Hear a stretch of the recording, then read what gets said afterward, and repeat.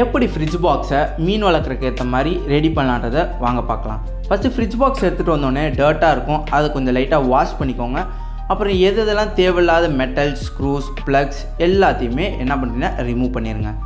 அதுக்கப்புறம் என்னென்னா முக்கியமான ஸ்டெப் என்னென்னா சாண்ட் பேப்பரை வச்சு எல்லா ஹோல்ஸ்கிட்டையும் சாண்ட் பண்ணிடுங்க, தேய்ச்சிருங்க. நல்லா தேய்ச்சதுக்கப்புறம் நல்லா தொடச்சாதான் வந்து நம்மளோட எம்சீல்ன்றது நல்லா க்ரிப்பாக பிடிக்கும். அந்த ரஃப்னஸ் இருந்தால் தான் நம்ம எம்சீல்ன்றது நல்லா பிடிக்கும். எம்சீல் வந்து 1:1 ரேஷியோவில் எடுத்துக்கோங்க. நல்லா மிக்ஸ் பண்ணிவிட்டு எங்கெங்கே அந்த ஹோல்ஸ் இருக்கோ அங்கங்கெல்லாம் அப்ளை பண்ணிடுங்க. மறக்காமல் ஒரு லைக் அண்ட் சப்ஸ்கிரைப் பண்ணிக்கோங்க. அப்போ தான் வந்து எனக்கு கொஞ்சம் மோட்டிவேஷனாக இருக்கும்.